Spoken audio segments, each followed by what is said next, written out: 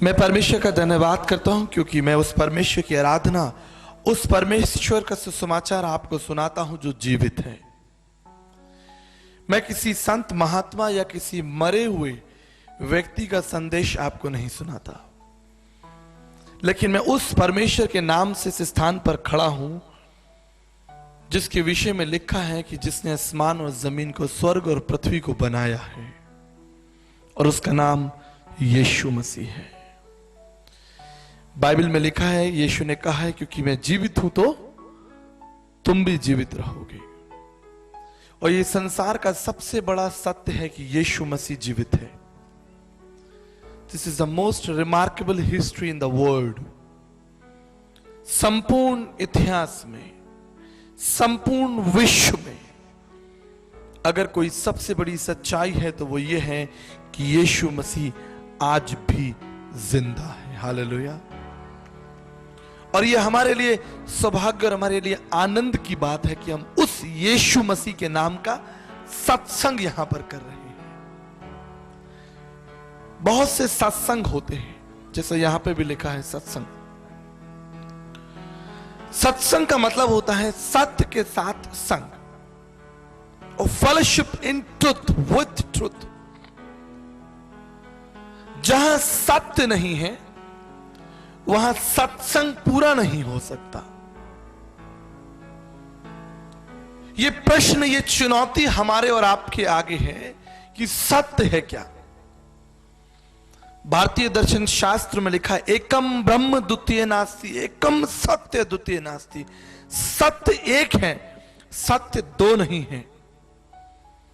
सत्य का विकल्प नहीं है, और परमेश्वर ही सत्य है, और उस परमेश्वर का कोई विकल्प नहीं है। कैसे हम उस परमेश्वर को जानेंगे? क्या कभी ये रहस्य, ये चुनौती समाप्त होगी कि परमेश्वर है कौन, सत्य है क्या, और हम किसके नाम का सत्संग करें, किसके नाम को स्मरण करें, वो कौन है? इसलिए यीशु मसीह ने कहा है कि सत्य मैं ही हूं। यीशु ने यह नहीं कहा कि सत्य मैं भी हूं, उसने कहा सत्य मैं ही हूं। लेकिन प्रश्न आता है, क्या यह सरल है कि हम यीशु की बातों पर विश्वास कर लें? क्या यह सही होगा कि हम आज से 2000 वर्ष पूर्व इस संसार में एक व्यक्ति जिसको यीशु मसीह कहा गया है, उस यीशु को हम अपना उद्धारकर्ता परमेश्वर ग्रहण कर लें? मेरे प्रियो, परमेश्वर न केवल हमें हृदय देता है, लेकिन परमेश्वर ने हमें बुद्धि भी दी है, और इस बुद्धि के द्वारा हम चुनाव करते हैं, चुन सकते हैं, सोच सकते हैं। इसलिए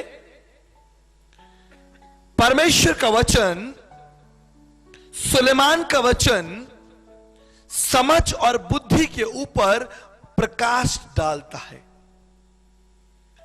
आप सोचिए कि एक व्यक्ति जिसके पास बहुत सा धन है, जिसके पास एक बड़ी गाड़ी और एक बड़ा घर हो, लेकिन उसके पास बुद्धि ना हो, उसके पास समझ ना हो, तो वचन में लिखा है वो व्यक्ति पशु के समान है।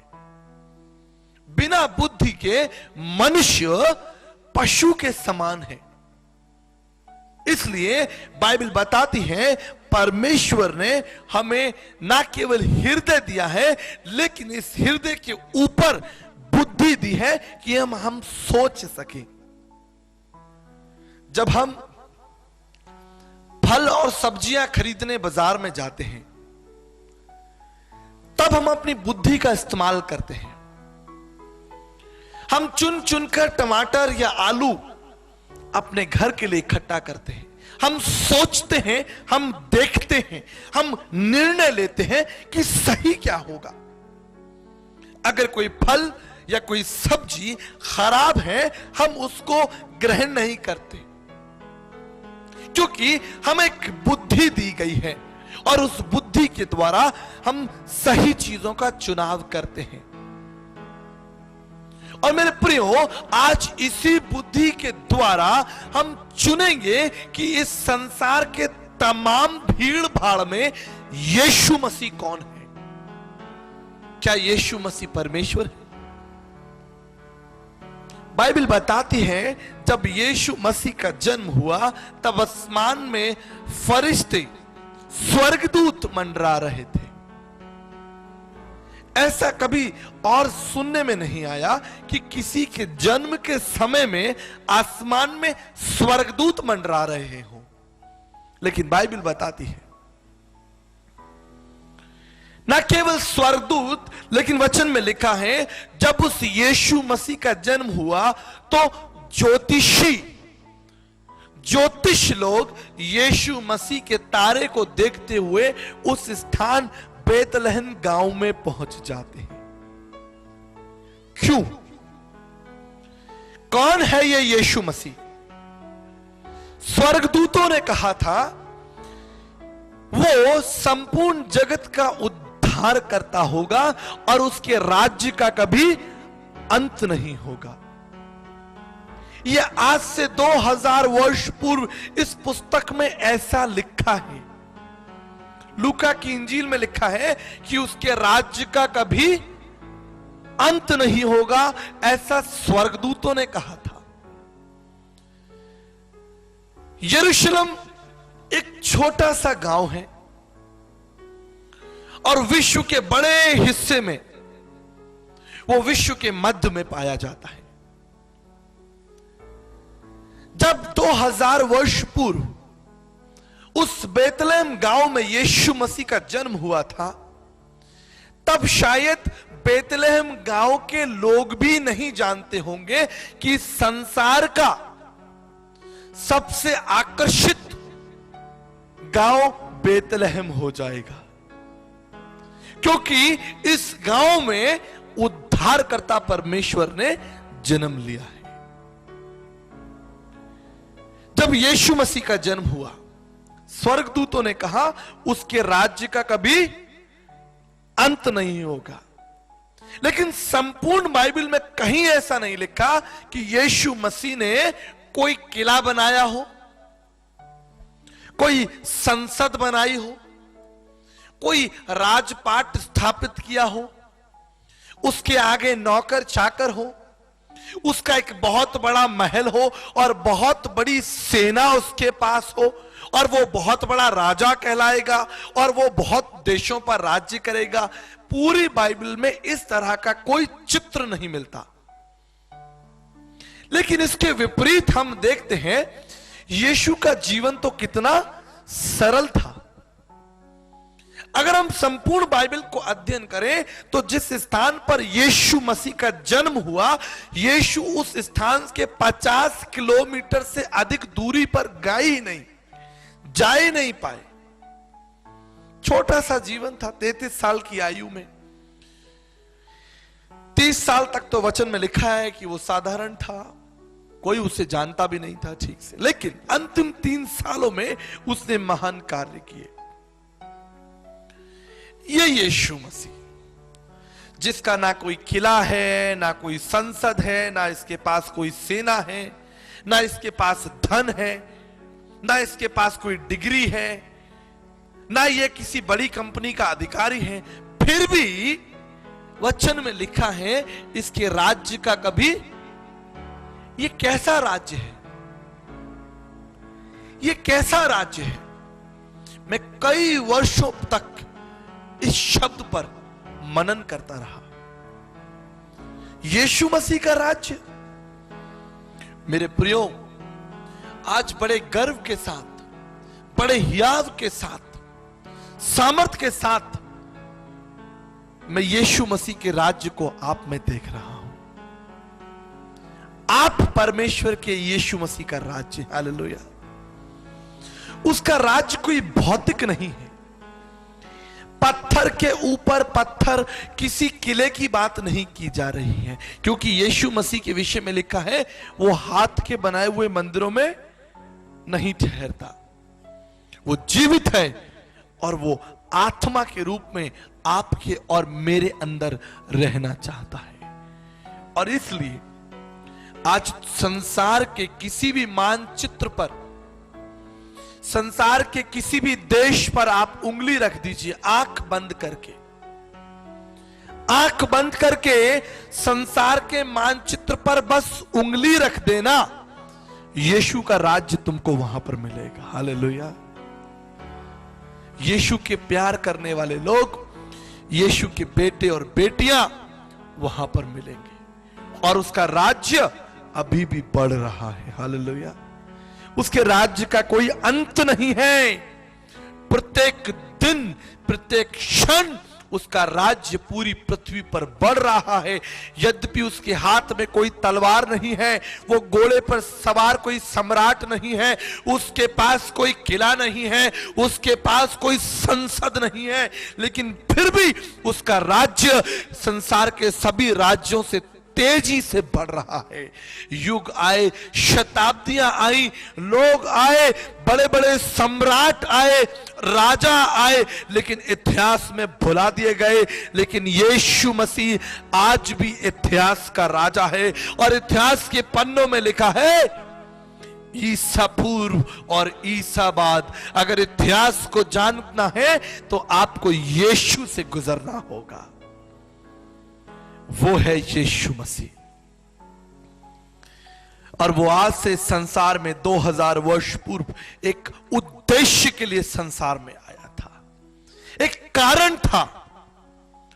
बाइबल बताती है कि परमेश्वर कोई भी कार्य अकारण नहीं करता। परमेश्वर के कार्यों के पीछे एक योजना होती है, एक संदर्भ होता है, एक आयाम होता है, एक विचार होता है।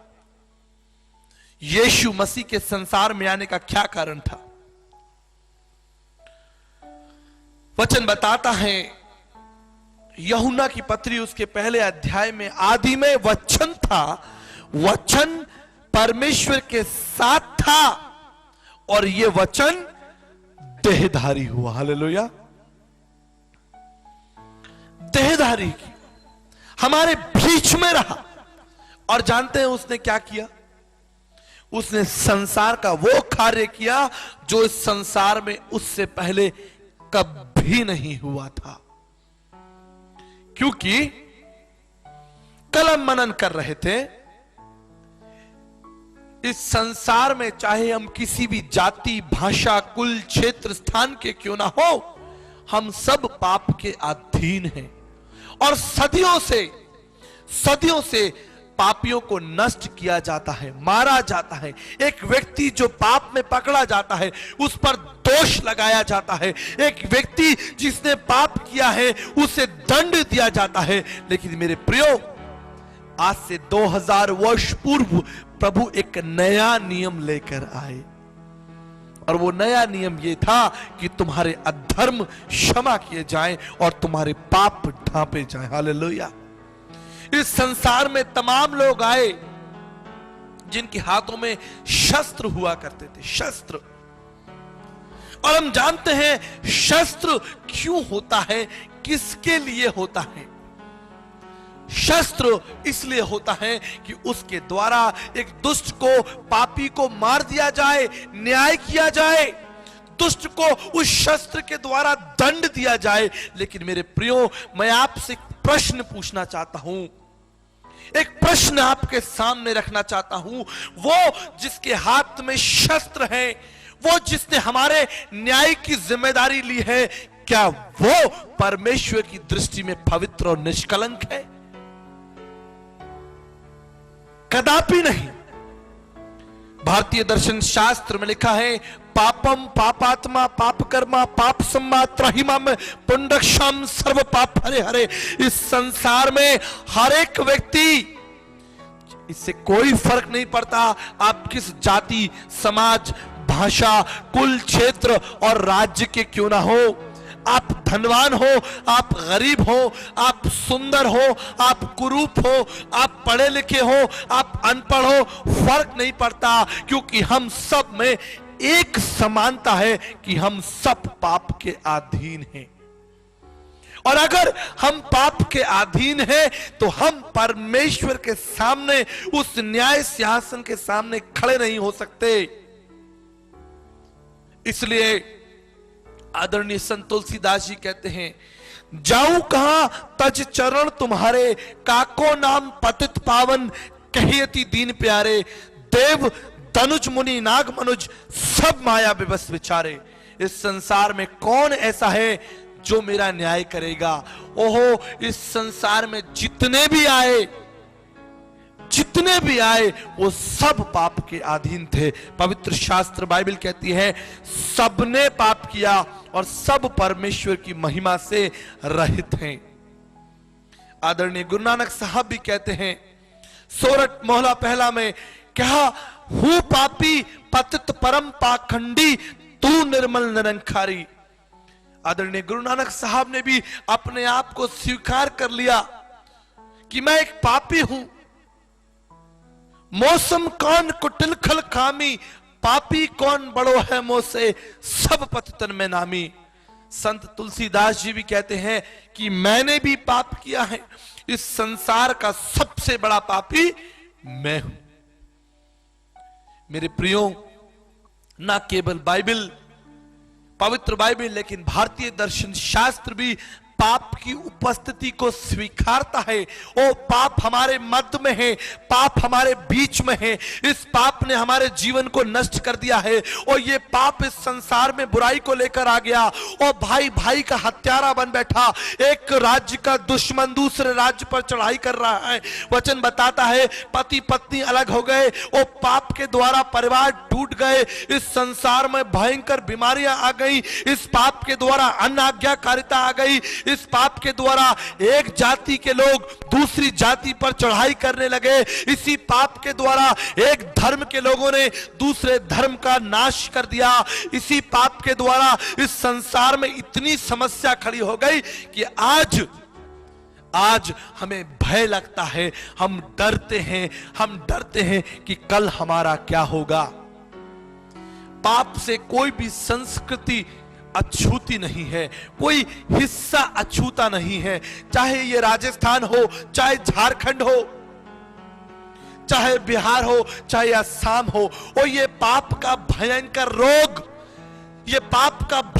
रोग सब पीढ़ियों को नष्ट करता आया है, सब पीढ़ियों को नष्ट करता आया है। लेकिन वचन बताता है, बाइबल बताती है, आज से 2000 वर्ष पूर्व जब इस संसार के पाप का रथ तेज हो गया था और कोई भी मनुष्य उस पाप के रथ को रोक नहीं सकता था, क्योंकि ये मनुष्य से हो नहीं सकता। बाइबल बताती है ये मनुष्यों से संभव नहीं है कि वो पाप के इस विनाशकारी रथ को रोक सके, इस भयंकर पाप को रोक सके। तब दर्शन शास्त्र कहता है, शंभु सृष्टिकर्ता प्रजापति यज्ञस्या, वो परमेश्वर जो स्वर्ग में विराजमान है, वो स्वर्ग से नीचे उतरेगा। हालेलुया। और वो हमारी सहायता करेगा। जब तक परमेश्वर हमारी सहायता ना करे मेरे प्रियो, तब तक हम पाप के इस बंधन को तोड़ नहीं सकते। कल्पना कीजिए, एक बहुत छोटा बच्चा गहरी खाई में गिर जाए। एक बहुत छोटा बच्चा एक बहुत गहरी खाई में गिर जाए, क्या वो अपने प्रयास और अपनी चतुराई से उस खाई को कभी पार कर सकता है? कदापि नहीं, जब तक उसको कोई सहायता बाहर से ना दी जाए। अगर वो बच्चा, वो बालक अपनी बुद्धि और अपनी योग्यता से उस खाई को पार कर ले, तो क्या वो अपना उद्धार करता नहीं होगा? लेकिन वचन बताता है मनुष्य अपना उद्धार नहीं कर सकता। कोई संत या गुरु भी हमारे इस उद्धार के लिए हमारी सहायता नहीं कर सकता, क्योंकि उद्धार परमेश्वर के साथ एक अटूट संबंध है। उद्धार परमेश्वर की एक सुंदर योजना है, और जब तक परमेश्वर इसमें हस्तक्षेप ना करे, मनुष्य उद्धार को प्राप्त नहीं कर सकता। हालेलुया।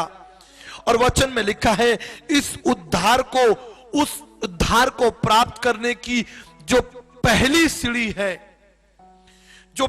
सीढ़ी है, वो है पापों की क्षमा, पश्चाताप, पापों का क्षमा किया जाना।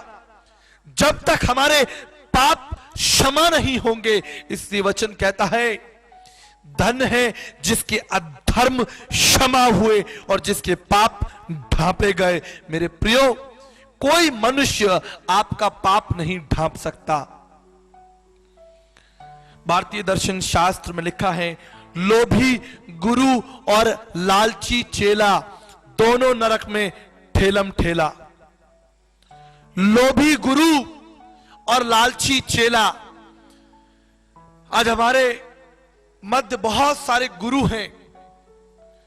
गुरु एक बहुत गंभीर विषय है, ये साधारण शब्द नहीं है। The word Guru is very precious, very important. दो शब्दों से मिलकर, दो वाक्यों से मिलकर यह शब्द बनता है गुरु। गु माने अंधकार और रू माने दूर करने वाला, जो अंधकार को दूर कर दे, जो आपके पाप को दूर कर दे, जो आपको उस गड्ढे से निकाल दे। लेकिन क्या एक लोभी व्यक्ति, लालची, जिसके जीवन में पाप है, अहंकार है, झूठ है, क्या वो आपका गुरु बन सकता है? कदापि नहीं। साक्षात गुरुरेव हरे, केवल परमेश्वर है जो हमारा गुरु हो सकता है। हालेलुया। केवल परमेश्वर हमारा गुरु है। इसलिए यीशु मसीह ने कहा, तुम किसी को गुरु ना कहना, क्योंकि तुम नहीं जानते जब न्याय का सिंहासन लगेगा, जब परमेश्वर के उस पवित्र तख्त को लगाया जाएगा, तब वो गुरु और आप दोनों उस महापवित्र परमेश्वर के सिंहासन के सामने खड़े किए जाएंगे। इसलिए ऋग्वेद का 10वां मंडल, ऋग्वेद का 5वां मंडल कहता है, केवल परमेश्वर हमें पापों से स्वतंत्र कर सकता है। वो परमेश्वर, जाऊं कहां तज चरण तुम्हारे, मैं परमेश्वर के पैरों को छोड़कर कहां जाऊं। देव तनुज मुनि नाग मनुज, क्योंकि संसार में जितने भी महात्मा संत पीर पैगंबर ज्ञानी आए, आदरणीय संत तुलसीदास जी कहते हैं, वो सब पाप के अधीन थे। तब ये पापों का अंत कैसे होगा? कौन आएगा इस पाप के महाचक्र को तोड़ने के लिए? तब दर्शन शास्त्र का वो वचन पूरा होता है, प्रजापति यज्ञस्सा यगा यज्ञस्सा तद्रक्त्रम परमात्रम पुण्यदान बल्याग्रम सर्व पाप परिहरो रक्त प्रक्षणम आवश्यम। समस्त मानव जाति के पापों को क्षमा करने के लिए परमेश्वर इस संसार में उतर कर आएगा। स्वयं सृष्टिकर्ता, वो सृष्टिकर्ता हमारे बीच में उतरेगा और हमारे पाप के बोझ को उठा लेगा। वो पापियों को नष्ट नहीं करेगा। अगर परमेश्वर पापियों को नष्ट कर दे, परमेश्वर आपको और मुझे नष्ट कर दे, तो मेरे प्रियो, प्रभु का वचन झूठा होगा, जहां लिखा है, विश्वास के द्वारा अनुग्रह से तुम्हारा उद्धार हुआ है। उसने हमारे पापों के लिए हमें दंड नहीं दिया, लेकिन हमारे पापों को क्षमा कर दिया उसके उस अनुग्रह के द्वारा। प्रिय दर्शकों, मैं अपना सत्संग समाप्त नहीं करना चाहते आपको बिना ये अवसर दिए यीशु मसीह को अपने जीवन और अपने परिवार का उद्धारकर्ता प्रभु ग्रहण करें। मेरे साथ इस प्रार्थना को दोहराएं। प्रभु यीशु, मैं आपके महान प्रेम और बलिदान के लिए आपका धन्यवाद करता हूं। अपनी प्रतिज्ञा के अनुसार मेरे जीवन में आए, मेरी सहायता करें और मुझे अपने पुत्र और पुत्री होने का अधिकार दें। इस प्रार्थना को मैं यीशु मसीह के नाम से मांगता हूं, आमीन। प्रिय दर्शकों, हम धन्यवाद देना चाहते हैं इस समय जब आप यीशु सत्संग कार्यक्रम को टीवी पर देख रहे हैं। भाई अनिल और उनकी पत्नी रीटा ने मुंबई से इस कार्यक्रम को आप तक पहुंचने में हमारी आर्थिक सहायता की है। हम इस परिवार को यीशु मसीह के नाम से ब्लेस करते हैं। साथ ही इनके बेटे आइजैक के लिए प्रभु का धन्यवाद करते हैं कि प्रभु ने उसे डेंगू से बचाया, उसको चंगाई दी। हम प्रार्थना करते हैं कि जवान बच्चा प्रभु यीशु मसीह के अनुग्रह में बढ़ता जाए और अपनी पढ़ाई और अपने जीवन में उत्तम करे। प्रभु का अनुग्रह इस परिवार पर बना रहे। साथ ही हम प्रार्थना करते हैं हमारे तमाम दर्शकों के लिए जो यीशु सत्संग कार्यक्रम को टीवी पर देख रहे हैं।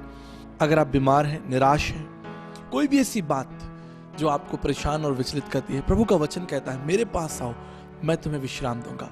प्रभु के वचन को पढ़ें, वो प्रभु आपसे दूर नहीं। प्रार्थना करना चाहते हैं हमारे देश के लिए, तमाम लोग जो समस्याओं में पड़े हैं, बेरोजगारी में पड़े हैं, निराशा में, शराब और नशे में अपने जीवन को नष्ट कर लिया है। हम तमाम ऐसे भाई बहनों के लिए प्रार्थना करते हैं, तमाम ऐसे परिवारों के लिए प्रार्थना करते हैं जो टूटे हैं, जहां पर पति पत्नी के संबंध, बच्चों के संबंध, परिवार बिखर रहा है। यीशु मसीह के नाम से हम प्रार्थना करते हैं कि उन परिवारों में आशीष और प्रभु का कार्य हो। धन्यवाद करते हैं। आइए हम मिलकर इन सब बातों को प्रभु के चरणों में रखें, प्रार्थना करें। महान प्रभु जी, मैं धन्यवाद करना चाहता हूं भाई अनिल के लिए, उनकी पत्नी रीटा के लिए प्रभु जी, और उनके बेटे आइजैक के लिए पिता।